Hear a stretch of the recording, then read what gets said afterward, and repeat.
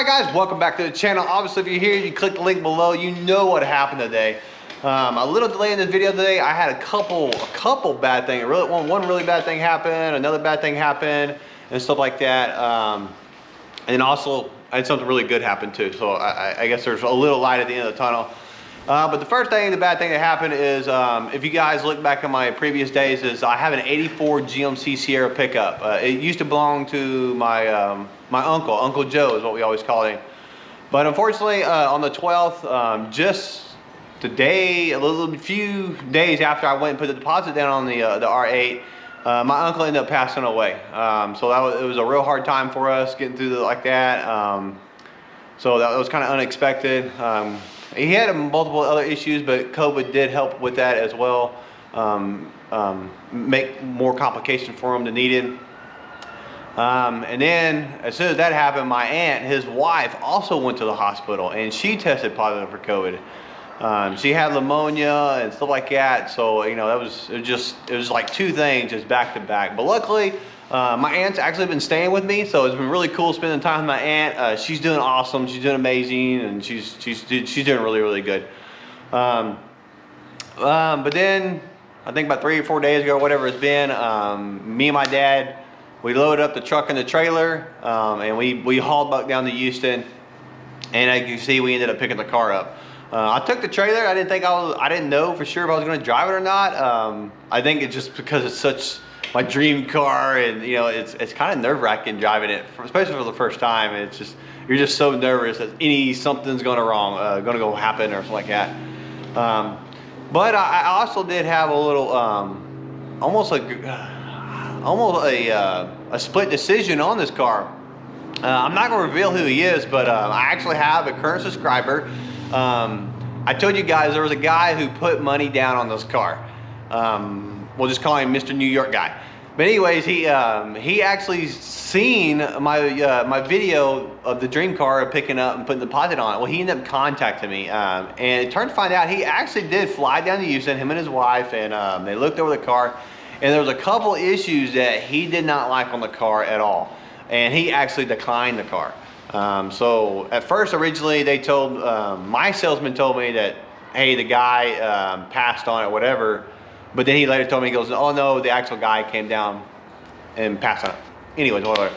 But one of the biggest things that made the previous owner pass the car up is everybody that knows R8s, there is a potential issue of the frame cracking. It's on the upper portion of the car where the front shocks come together, it cracks right there.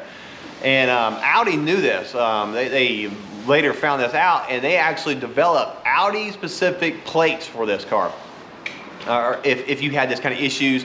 And I talked to a couple people. So after he told me, he goes, he came down and he looked at the car and he told me that this car had plates on it. So in my mind, I'm like, it's got plates. Unfortunately, he took no pictures of it. You know, I did a lot of research, and there's Audi, like official Audi plates, and to my knowledge, only Audi qualified repair centers were, one, allowed to even get these plates, and two, allowed to even put them on the car. So that was one option. I didn't know if it was just a hack job or anything like that, and I didn't know. So anyways, we went down to Houston, and I have one of these like little microscopic, it looks like a long hose with a little camera on the end. You hook it up to wireless on your phone, and I'll show some pictures up of these plates. So I actually went down there, I took some things off, but with that camera, I can actually get in there and really see good plates. I'll send a link down below the camera I use. It actually really good. First time I ever used it, sweet camera. I can see multiple issues. Multiple times I'll be able to use this camera. But no, I went down, I took the pictures of the plates, and I found out the plates on this car are actually Audi specific plates. They have the Audi stamp on them. I don't know if you can see them in the pictures or not. So that made me feel a little better. And I don't know what it is. All the R8s I've seen with Audi plates on them, the welds, I don't know. Like, they're not the perfect welds in the world. They look to be very like what do you want to call it? A lot of contact. They bonded really good. They're just kind of messy a little bit, but I see that a lot on the R8, so I don't know. I think it's because of the metal that the R8 is made out of. It's a little tricky to deal with, whatever. But anyways, I saw the plates and I was like, great, you know, it's got plates on it. But then I saw the Audi symbols, it's like that. Obviously, someone could have black market got Audi plates and put it on there. I don't think that's the case. But the rule came down is, okay, why was there plates on it? I know some people put the plates on it as a preventative thing, so they don't ruin their car just because of a little crack, stuff like that. Or some people will break one side, crack one side, they'll put it back together, they'll weld it all back up, and they do the other side as preventative because it normally takes a special kind of welder. I don't have that kind of welder. I got a MIG and, you know, a stick and stuff like that, but this takes a special kind of welder to even do that. I believe it's TIG. I don't do TIG though. I'm not that good yet. But anyways, so when I saw the Audi plates, I was like, okay, cool. It tells me most likely an Audi repaired and place did it.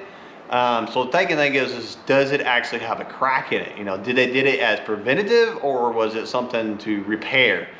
So I got my camera and I went all over the place. Lights, and I mean, I went everything I could. I can't guarantee it, but from what I've seen and everything else, I do not see any like tracking of anything that there shows to be a crack.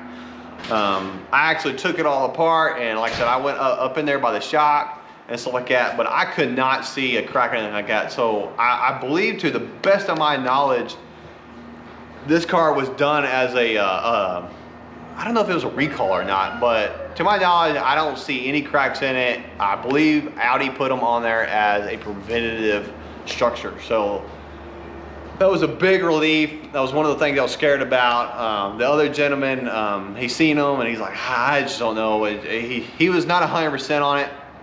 So that's why he ended up backing out. But I do thank him a lot because that was really cool. A little guy like me, a little channel like me. I got an email on the Watson Garage email and I was like, this is awesome. I think it's what the best thing about YouTube is, just a community.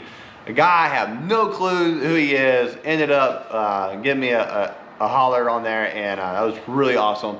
I do appreciate it. I probably think he's probably will be watching this as well, but I do appreciate it. But anyways, man, I can't believe it's here. Like, this is my dream car. I see this car a lot, and every time I see it in my shop and stuff like that, it is such awesome. But anyways, I got some footage for you guys, and I hope y'all guys enjoy it. Roll it.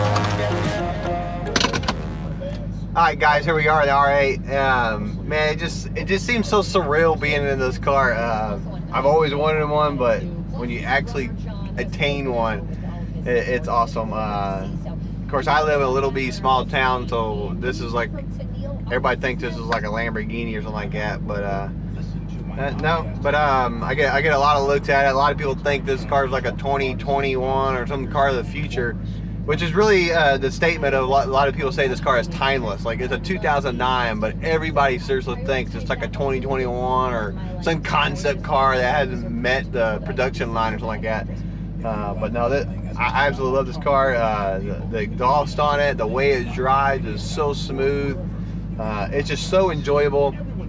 Of course, I had the battle between the transmissions, and I don't think the automatic is really that bad. I mean, it's a little jerky.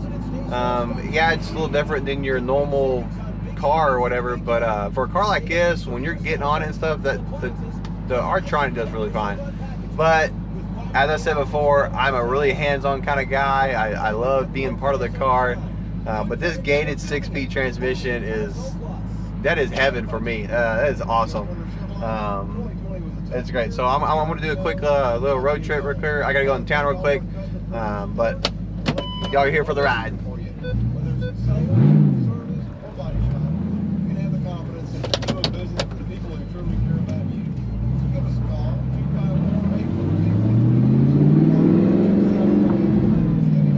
This car sounds so good. Of course, my car does have the Fab Speed exhaust on it. It's got the open and closed valve, but man, I hope you guys can hear it.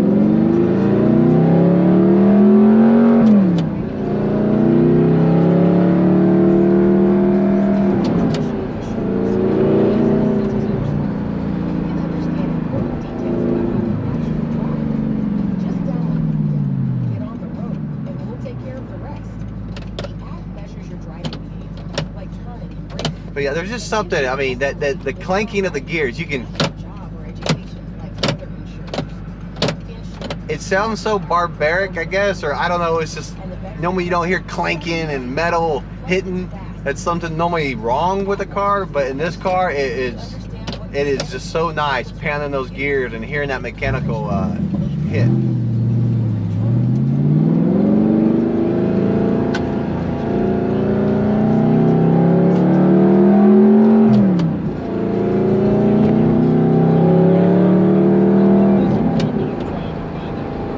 Such a nice day today. There's a lot of people out right now just because, like I said, it's been really, really nice. But, I mean, I have a lot of people like breaking their neck, and it definitely gets a lot of attention in my little town like this. You just don't see cars like this, you know. You see Mustangs and Camaros and a couple Corvettes, but this is just so abnormal for this little town that it's a lot of people are breaking their neck. I hope I don't make anybody have an accident or anything like that, because that would suck.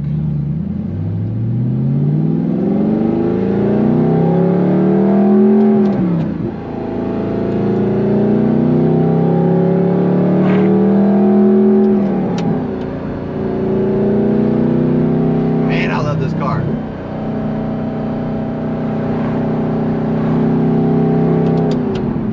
I've had the car for like 3 days now or something like that. I can't remember. There was a little delay me doing the video. I actually picked it up. I came home, and my wife's dog, which she loves, the Great Dane, it went missing on us, so I kind of delayed my R8 appearance or something like that, whatever you want to call it. But every time I come home, it's sitting over there in the next to my bus, or just in the shop, or wherever I have it parked, and it's just like it just seems so surreal. But I do have a lot of people, like, of course, I get the normal people like, hey, you know, what year is it? What is it? Because a lot of people don't have a clue. And then, but a lot of people are surprised when I sit down, if I got a little second, sit down and like, why did you buy this R8? I'm like, well, like I said, I got, you know, a lot of people think, oh, you got just crazy money and stuff like that, which is not the case. It's just, when I explained to them, like, I could have bought a brand new truck and, you know, lose $20,000 in five months or 5 years or something like that. But if you had the choice to buy something for the same price, but potentially lose very little, or potentially go up in value, which one do you choose? And I'm like, well, I would choose the one that would go up in value. I don't want to lose money. I'm like, that's exactly why I bought this car. But it definitely hits a lot of marks. The value is there. The enjoyment is there. Yeah, it's not the fastest car in the world. You know, I think a new Mustang GT, whatever, Shelby GT 500, whatever, would smoke this car on the straight line. But when I'm driving this car, I don't care. I really don't care. Like, oh, I'm not really a big speed person, or, you know, muscles, and oh, I got 2 billion horsepower in my car. I'm not that kind of guy. But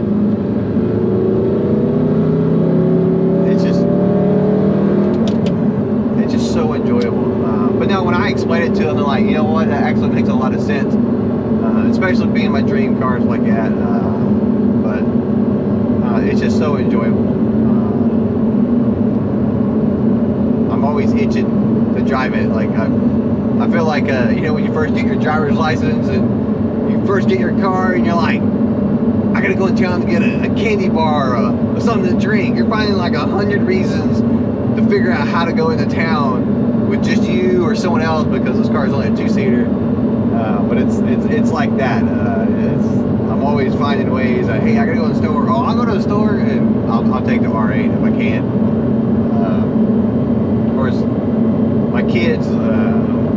I got my 2 sons and my daughter, and they're like, you need to pick me up from school. So I've had to pick one up one day, pick one up the second day, and so on and so on. So it's really, really cool. They like that. No, guys, but only thing I can tell you, if you're really looking for R8, I just say get it. I am 36. I guess some people say I'm in midlife crisis. But just because you're in midlife crisis, anything like that, doesn't mean you got to make poor decisions. And I really think the R8 is a very good choice.